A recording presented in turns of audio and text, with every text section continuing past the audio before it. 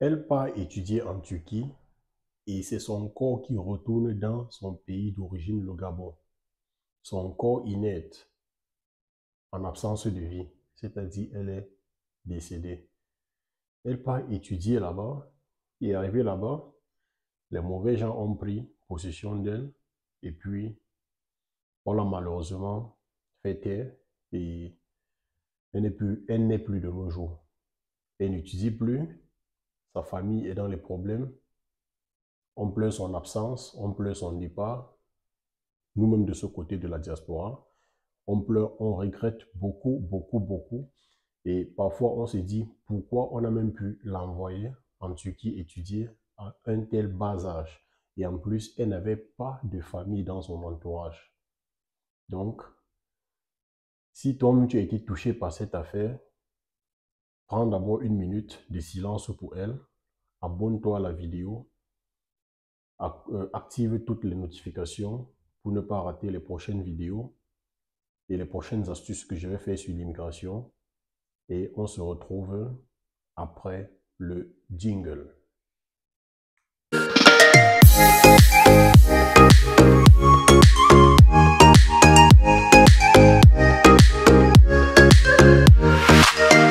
Nous allons d'abord commencer par souhaiter un doux repos à l'âme de notre sœur Dina qui a été sauvagement,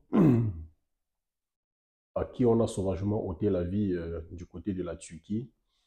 Elle y était là-bas depuis un certain nombre d'années, je crois 2 ou 3 ans, comme étudiante de son pays d'origine, de Gabon, vers la Turquie pour les études.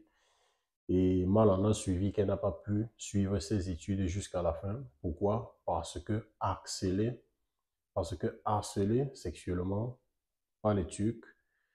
Et on va dire les Arabes, mais ce qu'il faut déjà savoir, c'est que la Turquie ne fait pas partie des pays arabes. C'est vrai que les Arabes ont pris cher, les Arabes ont pris toutes les accusations en disant c'est les Arabes qui ont fait ceci, qui ont fait cela.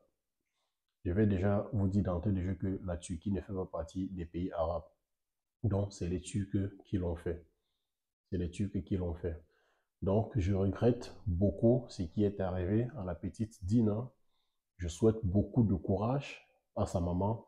Je souhaite beaucoup de courage à sa famille. Et je souhaite beaucoup de courage à tous ceux qui sont actuellement en Turquie et qui sont en train d'étudier, notamment à l'université d'Istanbul ou bien à l'université d'Ankara. Beaucoup de courage à vous. Pardon. Ne vous laissez pas abattre par ce qui est arrivé à notre petite Dina. Armez-vous de courage et mettez-vous dans la tête que c'est ce qui ne te tue pas te rend plus fort. La mort a eu raison sur Dina parce que elle était jeune, elle était naïve et elle était faible. Elle était faible par rapport à tous ces types qu'on a arrêtés. Je vois une petite fille comme ça qui, qui subit des harcèlements sexuels. On a suivi les écoutes téléphoniques et vraiment ça fait pitié et ça fait réfléchir si on envoie les enfants étudier en Turquie ou pas. Donc comme ça, je peux déjà vous faire comprendre que envoyer un enfant de bas âge à l'étranger étudier, c'est une très bonne chose. Mais ça dépend de quel pays où on envoie l'enfant étudier. On a les pays européens, on a les pays américains et on a les pays du Moyen-Orient comme la Turquie, comme le Vietnam, je veux dire asiatique au Moyen-Orient, asiatique, la Chine, l'Indonésie et consorts. Mais là, on doit plutôt on doit se baser sur des pays qui respectent les droits de l'homme. Une telle situation aurait eu lieu en Allemagne, on aurait déjà arrêté ce monsieur et on aurait déjà traduit en justice tout ce qu'ils ont fait. Ça n'aura pas dû mettre aussi de temps que ça a mis pour qu'on attrape ceux qui ont commis ce genre de crimes, ces crimes odieux.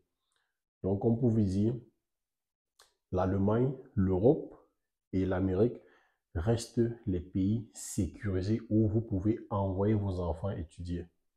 L'Allemagne en général, je parle dans cette chaîne tous les jours. Si vous suivez toutes les vidéos que j'ai déjà produites dans cette chaîne, je vous montre les étapes de A à Z. Comment envoyer vos enfants étudier en Allemagne, même pas en ayant dépensé 1 million de francs CFA, si vous êtes en Afrique. C'est ce sur quoi je m'égosille tous les jours à vous sensibiliser en vous disant, envoyez vos enfants étudier en Allemagne. Déjà, quand on étudie en Allemagne, il y a plusieurs avantages. L'école n'est pas payante et vous pouvez demander une bourse d'études sur place. Vous pouvez avoir une maison moins chère si vous habitez dans le campus universitaire. Vous avez une couverture sociale, vous avez une couverture santé et vous pouvez travailler un petit job en même temps que vous étudiez, ce qui est carrément impossible en Turquie. Alors, les amis, aujourd'hui, je vais m'indigner avec la plus grande énergie de ce qui s'est passé en Turquie, à notre Sardine. Je vais m'indigner avec la plus grande énergie. Et je vais aussi ramener tous ceux qui ont leurs enfants en Turquie, tous ceux qui ont leurs frères et sœurs là-bas, de leur conseiller de venir plus tôt en Allemagne étudier. Parce que c'est la meilleure solution. C'est une solution palpable, c'est une solution que tout le monde est déjà expérimenté et qui porte ses fruits, et qui porte vraiment ses fruits. Il n'y a rien à craindre quand on étudie en Allemagne. En Allemagne, tu peux marcher dehors à minuit, à 1 h du matin. Je suis déjà rentré de certains boulots à 3 h du matin et rien ne m'est arrivé. Bien sûr que j'ai croisé les gens en route. Après, on va te dire que oui, il y a les nazis, il y a les racistes, mais ils savent de quoi il en est question en Allemagne. Il peut faire tout ce qu'il veut, il va t'insulter, il va t'injurier, il va te cracher dessus, mais il ne pourra jamais, en aucun cas, mettre la main sur toi.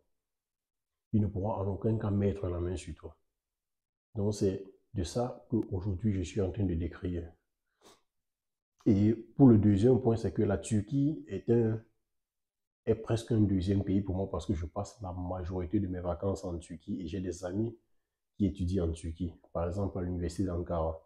J'ai 2 amis qui étudient là-bas et j'ai un de mes amis qui étudie aussi à l'université d'Istanbul. Donc, ils m'ont raconté plusieurs choses et moi-même, j'ai vu plusieurs choses. J'ai vécu plusieurs types de racisme et plusieurs types de discrimination envers les Noirs. Quand j'étais dans les métros d'Istanbul ou bien dans les métros d'Ankara, j'ai vu beaucoup de choses qui sont passées et je profite de ça aujourd'hui pour vous dire que c'est grave et c'est très grave.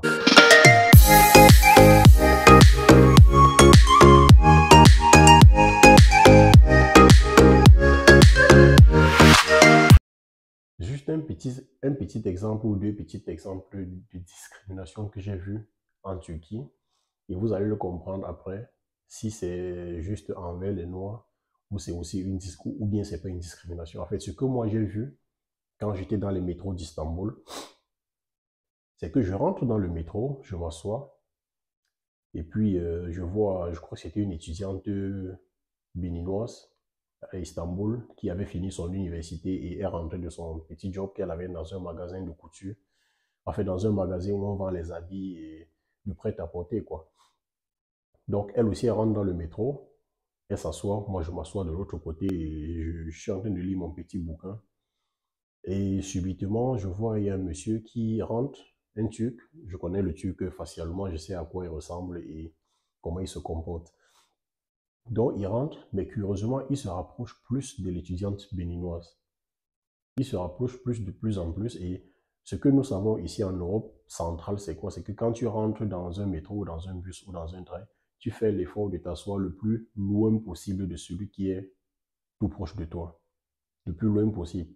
Donc, ça veut dire qu'ici, le mieux, c'est de changer même de wagon tant qu'il y en a une place libre de l'autre côté et que tu seras le plus loin possible de ton voisin. C'est comme ça que nous, on fonctionne en Europe centrale. Et certains préfèrent même se mettre debout ici que d'aller s'asseoir à 0 pas de quelqu'un. Donc, c'est le contraire qui se passe à Istanbul quand les Africaines, les étudiantes africaines ou bien quand une Africaine quand les Africaines sont dans les métros d'Istanbul ou bien dans les bus. Donc, je ferme la parenthèse en disant, le monsieur se rapproche d'elle et subitement, il baisse sa fermeture et il sort son truc et il commence à se toucher et tout devant la fille. La fille le regarde et dit, mais attends, ça c'est quoi ça? C'est pas normal. Le monsieur continue et il a obligé la fille à regarder ce qu'il faisait. Et les autres regardaient et ils n'ont rien fait. Tous ceux qui étaient dans le bus, tous les Turcs, les autres Turcs, ils regardaient, ils se marraient, ils riaient. Et moi, j'ai regardé ça, je n'ai pas pu supporter.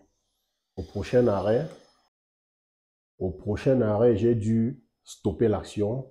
Je me suis interposé et je suis descendu du métro avec la fille et c'est d'où on s'est présenté. Elle m'a dit qu'elle était étudiante béninoise qui réside à Istanbul et c'est où on a fait connaissance. Et elle m'a raconté beaucoup d'autres choses qui sont passées à Istanbul. Donc ça, c'est la partie visible de l'iceberg. C'est ce que nos parents ignorent. C'est ce que nos grands frères, nos oncles et nos tantes ignorent quand ils nous envoient étudier en Turquie. Donc, à partir d'aujourd'hui, si tu n'es pas abonné à cette chaîne, abonne-toi, toi qui regardes actuellement, et suis tous mes tutoriels. J'ai une adresse email, j'ai un groupe WhatsApp où je suis tous ceux qui veulent venir faire leurs études en Europe, ou ceux qui veulent faire un regroupement familial, ou ceux qui veulent venir en tourisme en Allemagne. Là où le dossier est bloqué à l'ambassade, c'est où j'entre en jeu et avec mes petites idées, on essaie de voir où c'est bloqué et on éclaircit la situation afin que chacun puisse être à l'aise de son côté et que chacun puisse avoir son visa.